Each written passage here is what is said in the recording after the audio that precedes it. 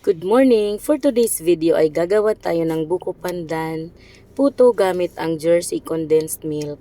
Yan na po yung 4 cups ng all-purpose flour. Naglagay tayo ng 4 tablespoon ng baking powder. Maglagay din po tayo ng 1/2 cup ng brown sugar. Wala akong white kaya brown na lang yung gamitin natin. So, kaya po ako nag-add kasi matabang po sobra kapag di tayo maglalagay. Then, maglagay po tayo ng 3 cups ng water. Pwede mo din po itong i-replace kung anong gusto mo. Pwede mo rin yan gawing iba na gatas. Kaso masobrahan ka na sa gatas kasi meron na tayong condensed milk.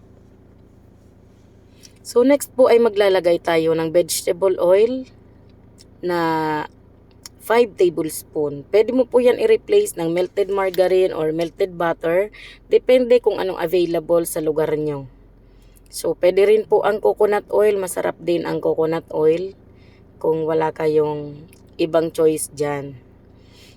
Then, ilalagay na natin yung isang lata ng buko pandan na condensed milk. Kahit anong brand po, pwede naman, pero ang gamit ko po ay Jersey.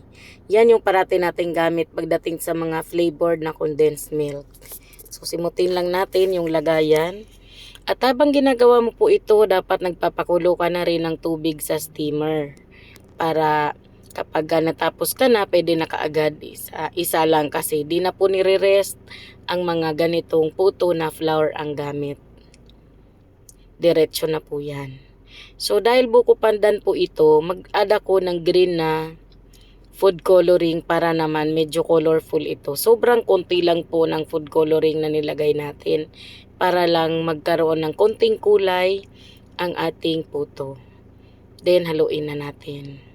So, ako naman po ay sasalain ko pa naman itong mixture natin kaya ayos lang po yan na hindi na natin gaanong pipinuhin. So, sa pag-mix po, pinas-forward ko lang po yan, pero dahan-dahan lang po yung pag-mix ko noon. Then, sinala natin. So, gusto ko po kasi mag-crack yung ibabaw ng puto, kaya less water po ito. Instead of 4 cups ng water, ay 3 cups yung nilagay natin. Then, maglagay na tayo sa mga molder. So, para 4 na salang lang itong gagawin nating puto, ay medyo halos pinupuno ko po yung mga medium size na molder. So, dahil rice cooker lang tayo mag-i-steam, 12 pieces lang po ang kasya. So, ang nagawa ko po sa ganitong recipe ay 48 pieces na medium size na puto. Pero malalaki siya kasi halos pinupuno natin yung mga molder. So, dahil kulong-kulo naman na po yung tubig sa steamer, ay steam na natin. So, after 10 minutes po na in-steam natin, ito na po yung naging resulta. O, diba? Nag-crack yung ibabaw niya kasi less water tayo.